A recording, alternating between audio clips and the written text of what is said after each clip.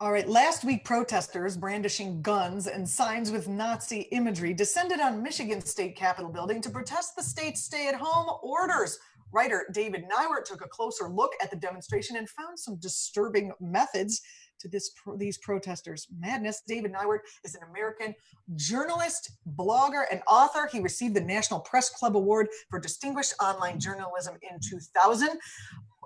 He is also the author of Alt America, The Rise of the Radical Right, and In the Age of Trump, one of my favorite books of Orcas and Men, What Killer Whales Can Teach Us, and Hell Followed With Her, Crossing the Dark Side of the American Border, and many, many more. David, thanks for joining us today. I appreciate it. Always a pleasure, Julianna. Can you talk about, as I watch these things, you're the first person I think of to come and please provide some perspective to this I love most being recent insanity. I love being associated in people's minds with fascists, but well, you recently wrote about the American Patriot Rally in Michigan on Thursday. Can you talk about why those particular protests were notable among our the Patriot rallies that have been going on? Well, that one was notable partly because of the presence of the Hawaiian shirts. I don't know if you saw those Hawaiian shirts under people's body armor in the crowd. Body armor, not the exercise gear, but actual body armor. Actual body armor, along with their guns, of course.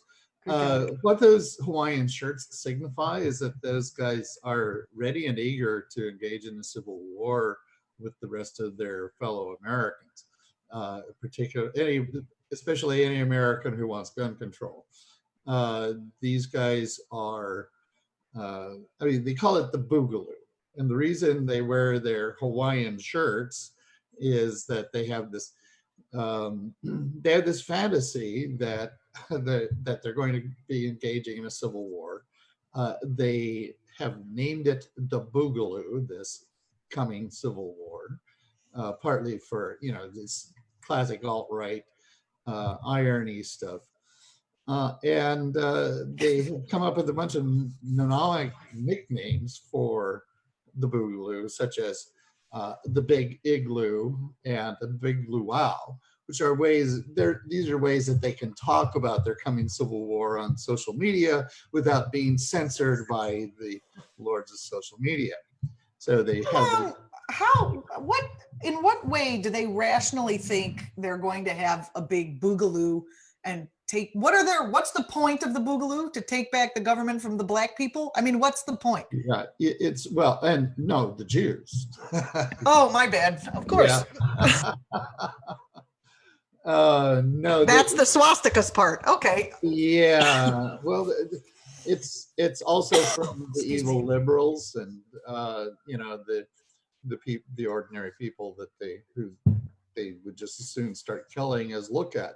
And this is when you go onto the pages that they have, the Facebook pages. There's 125 Facebook pages devoted to the Boogaloo. Thank you, Facebook. No chance Facebook would do anything like, consider this dangerous propaganda. Yeah, no, they if you post COVID disinformation on the Facebook, they're all over that, which is good. But even if you post COVID, like, hey, maybe if you take a lot of vitamin C, it might help. They'll get rid of that too.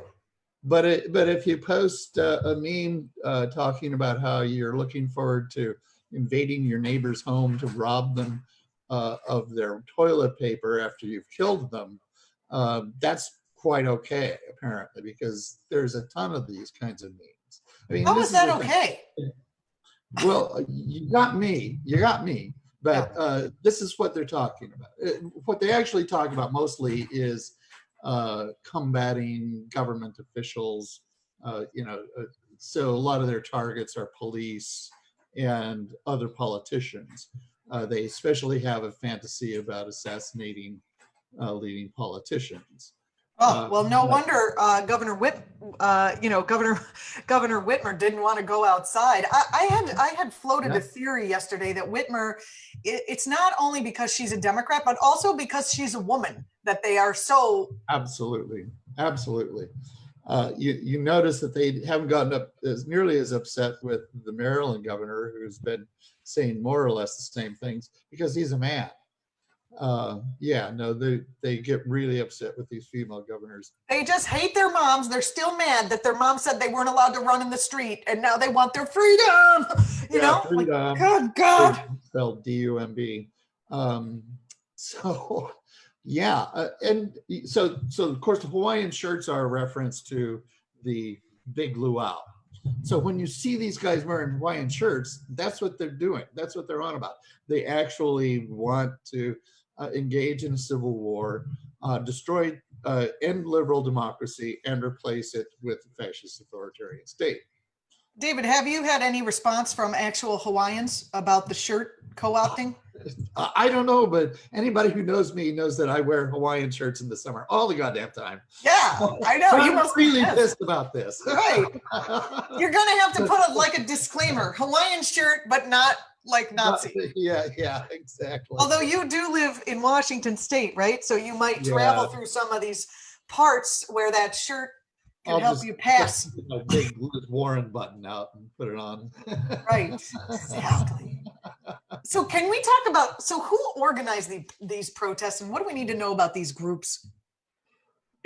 Well, a lot of the original early on, some of these protests were in fact organized by people associated with the Koch brothers and the NRA and Really? the DeVos family in Michigan.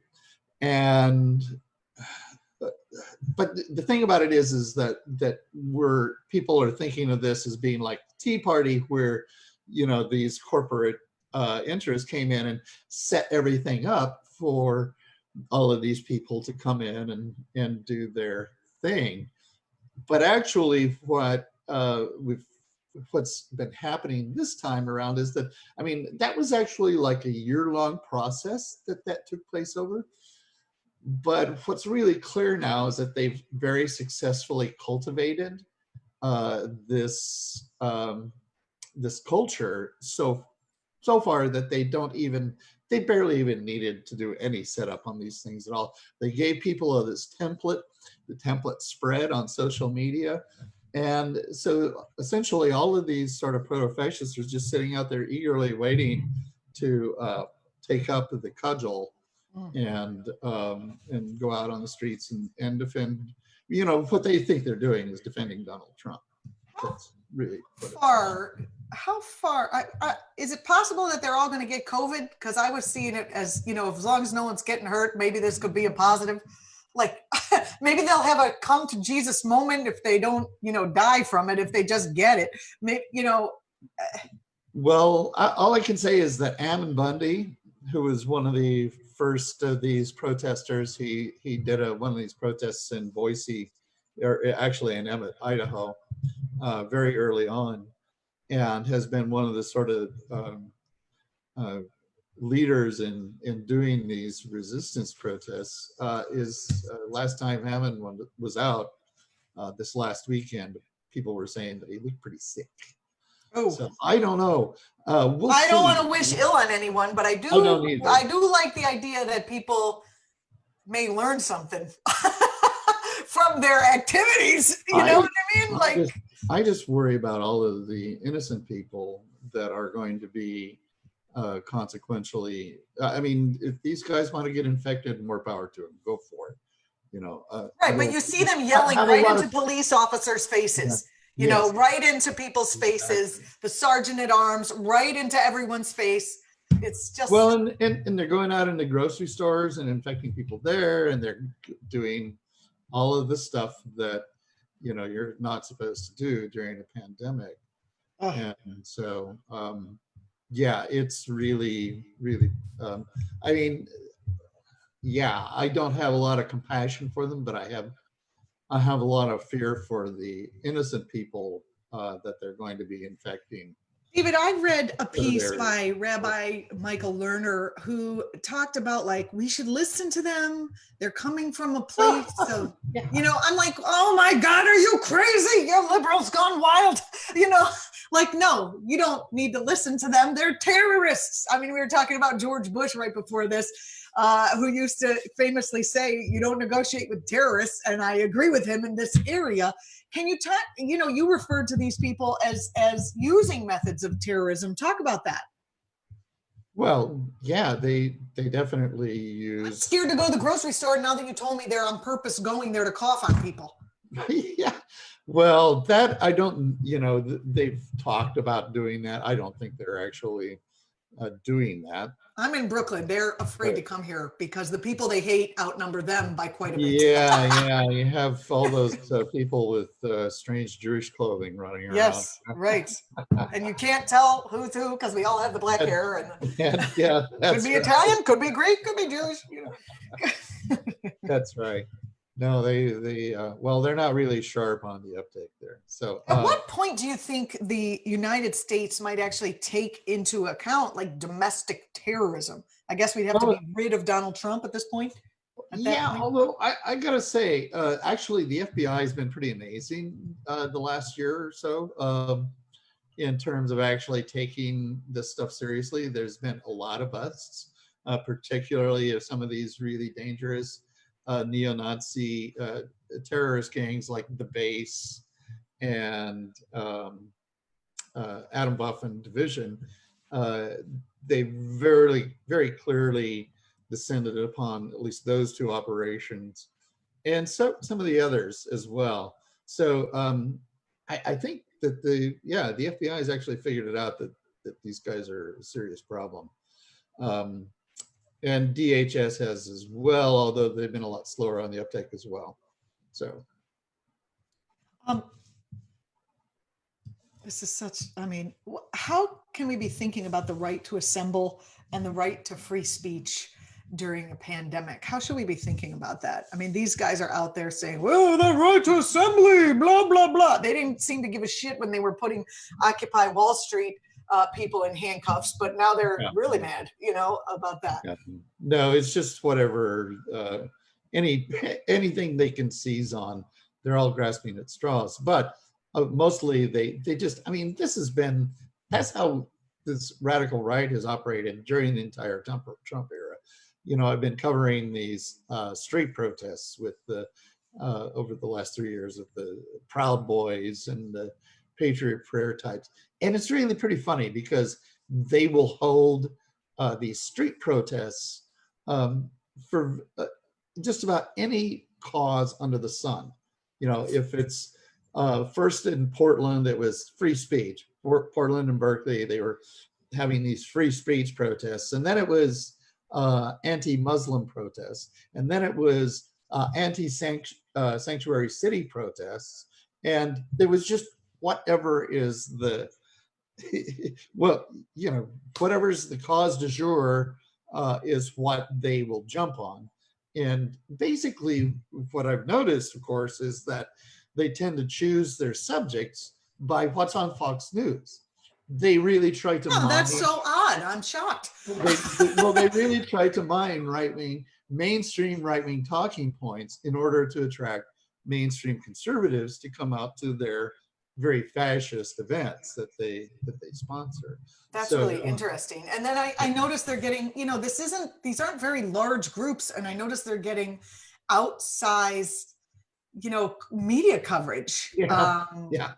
That's how it's been all along. I mean, all along, all of these Patriot Prayer and Proud Boy types of, very small clusters and huge amounts of media coverage that loves to portray both sides as the same.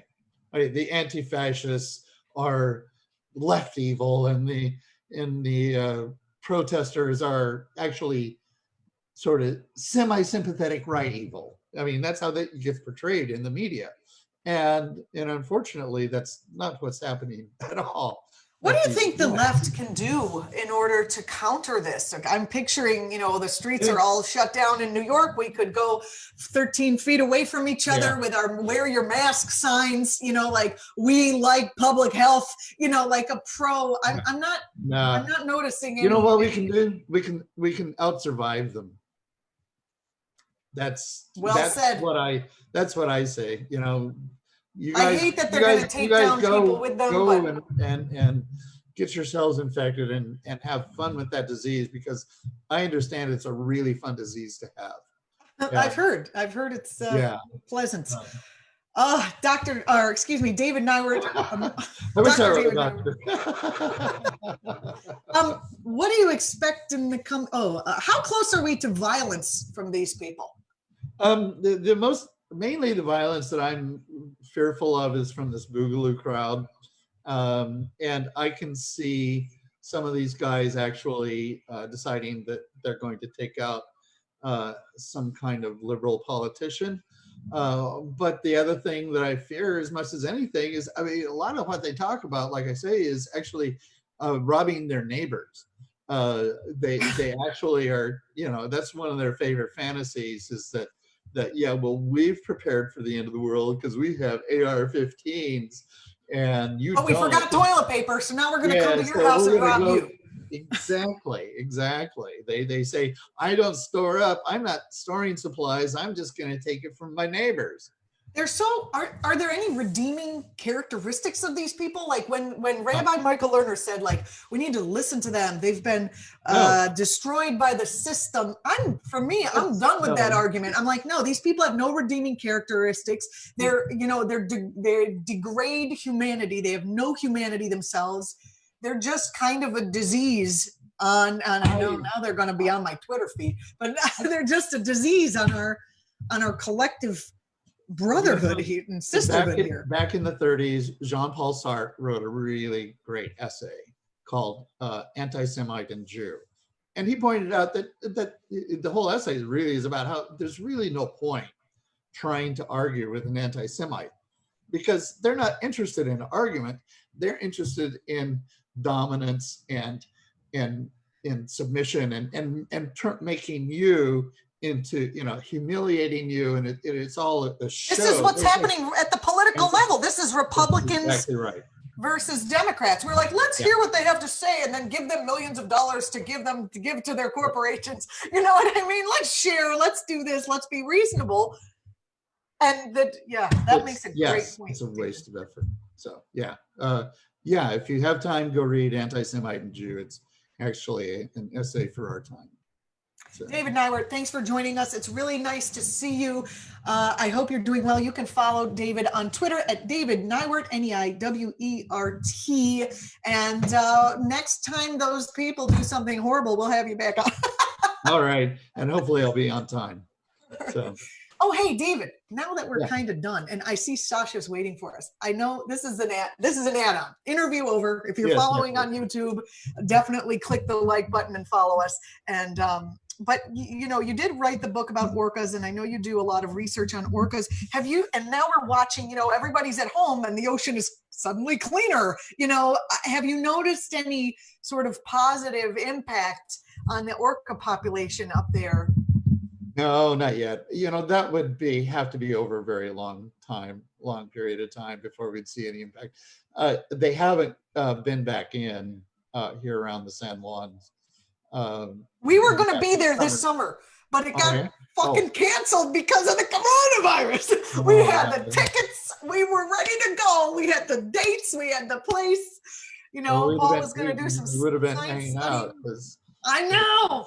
Kevin and I are up here now, so he's trying to get a job with the whale watch operations. Oh, so, I wonder how tourism will be. We were like, can we drive? It'll only take 6 days. Probably not. Because we don't want to fly because these friggin' people are opening up their states, and those people are going to get on your plane, and then you'll be. So if you're sheltering in New York, where like they're not going to, they're way down there in Georgia, hopefully, that and they stay there. you get on a plane, you don't know who you're with, and you're stuck in the seat with next to a Proud Boy who wants to cough on you because you're a Jew or look like a Jew. Like, this is problematic. Oh, they probably would hate you for being Italian too. So, my friend, good point. David, thanks so much. I'll have you on again. I really appreciate it. It was nice to see you. You bet.